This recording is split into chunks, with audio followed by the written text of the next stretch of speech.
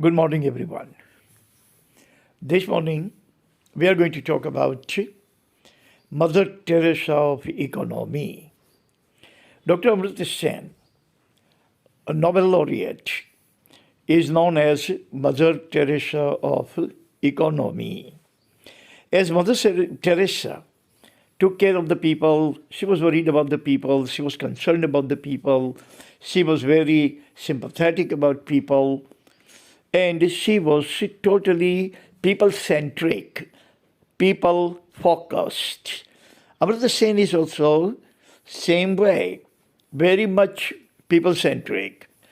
His entire focus is on the economy of the bottom of the pyramid, the common, the ordinary masses.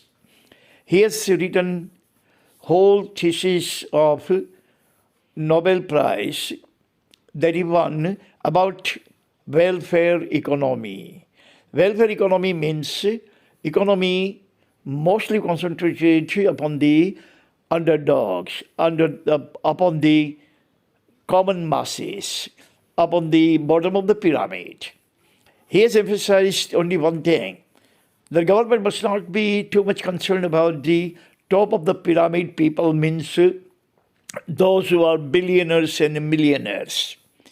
But those who have nothing, those who are coming from the lowest strata of the society, those who live below the poverty line, government must do every single thing about them and not about those Tatas and the Birlas and the Bajaj and the Hindusas. No.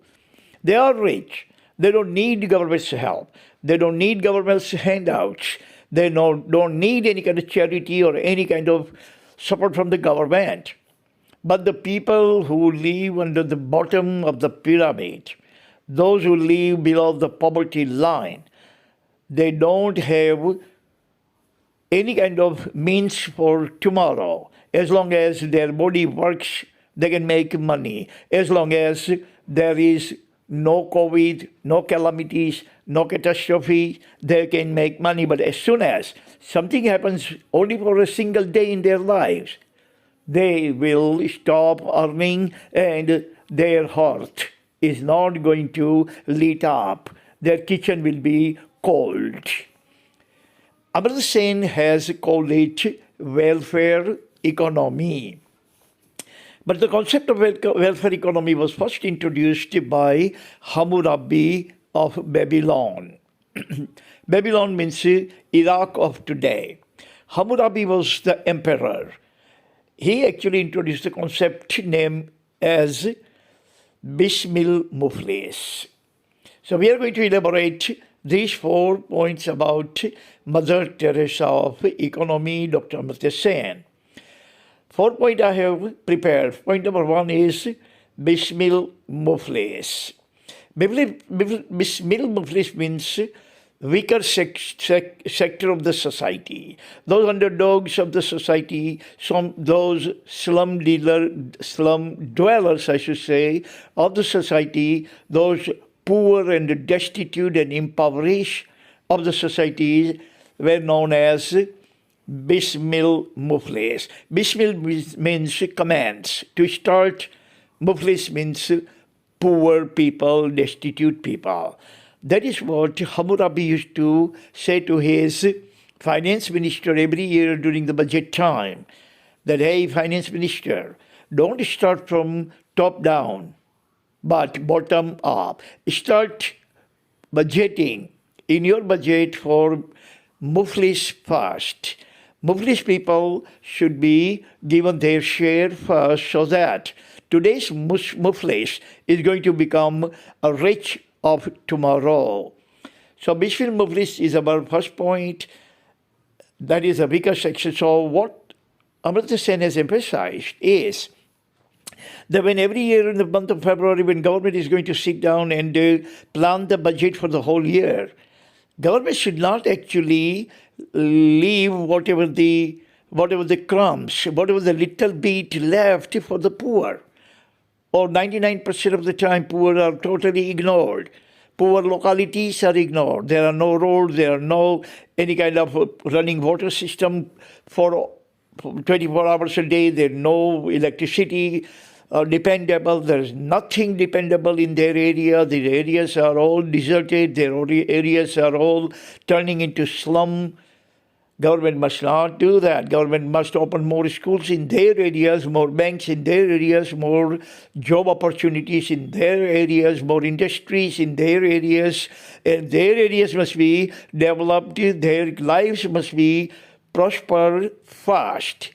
After that, government should think about it or concentrate upon the rich neighborhood, the rich locality, the rich people, the industrialists, the professionals, the doctors, like that. That is what Amrita Sen has said.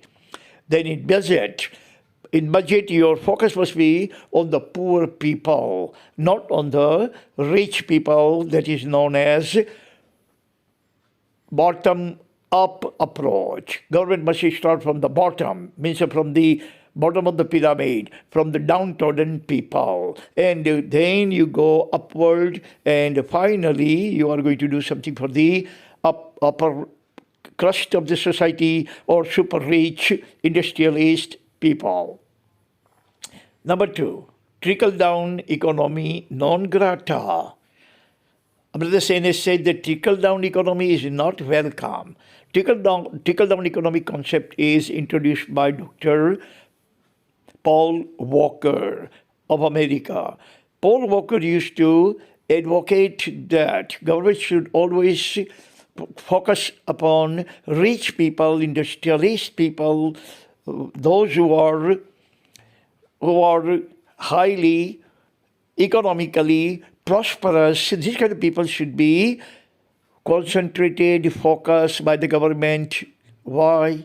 Because Paul Walker used to make this kind of argument that if government is going to invest more in industries, then these industries are going to expand, industries are going to hire more people, and this way, poor people, downtrodden people will find jobs, and they will also become aspirant to poor. They are going to come out of the poverty line. Amrita Sen did not agree with that. That also makes sense. But if government is going to invest all the money in industries and industrial proliferation, then what will happen is this, that economy will go from labor-intensive economy to capital-intensive economy. The proliferation of economy means more machinery, more automation, more computerization, and less jobs. Let me give you one good example. American company Apple, Indian company Tata, they both have almost the same turnover, almost the same profit. Every single thing is same. Market share, turnover, every single thing, volume and margin and all. But 6 lakh people work for Tata and 50,000 people work for Apple.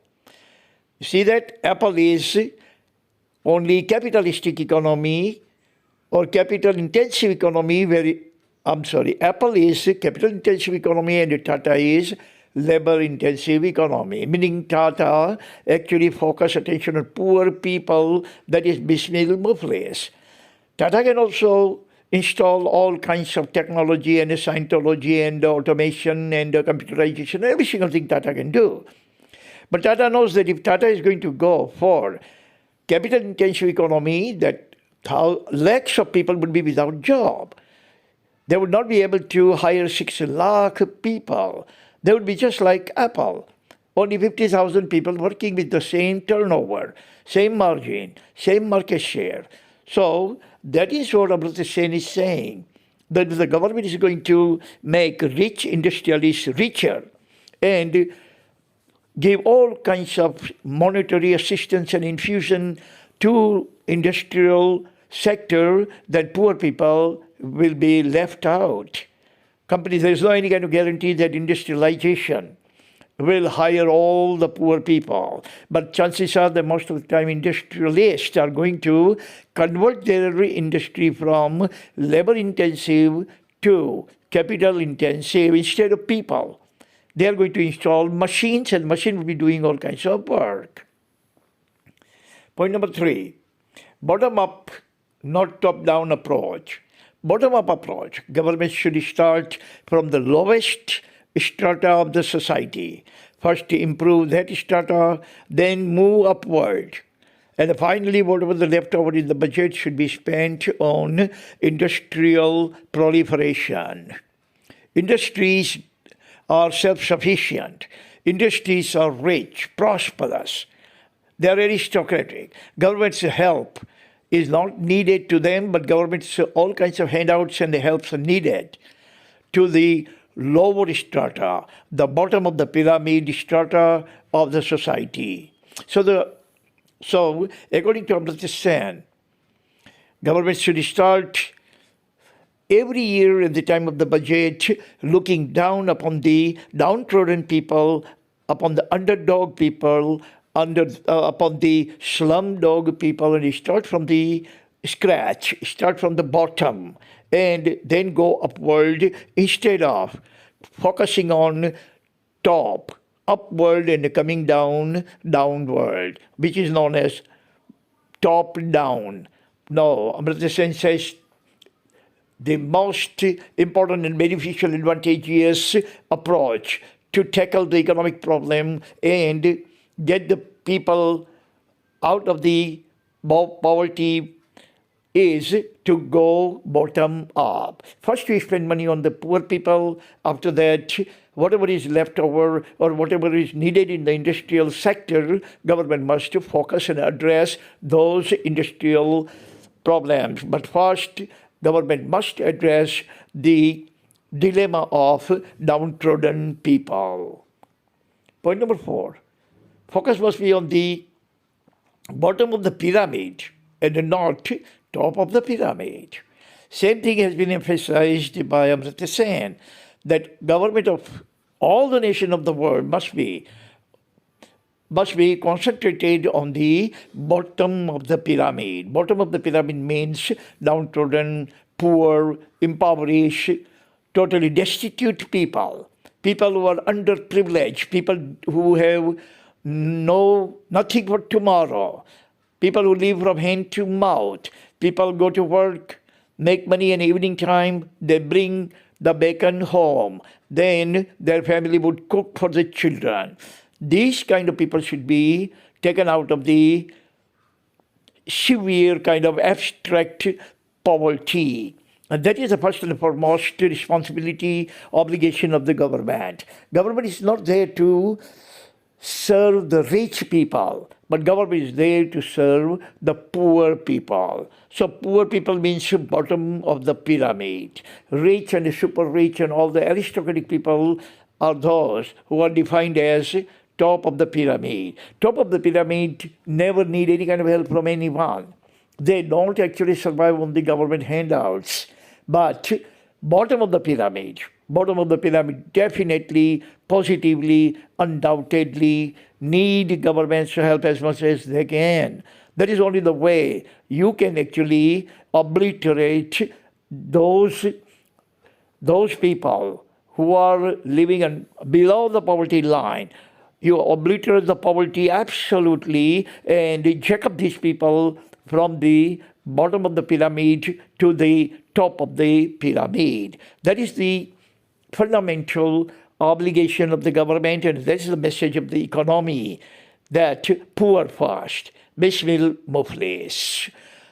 That was first introduced and coined by Hammurabi of Babylon, which is known as Iraq today, and Amrita Sen has actually moved further, elaborated in a very nitty-gritty detail in his thesis that won him Nobel Prize. So that is why Amrita Sen is known as Mother Teresa of economy.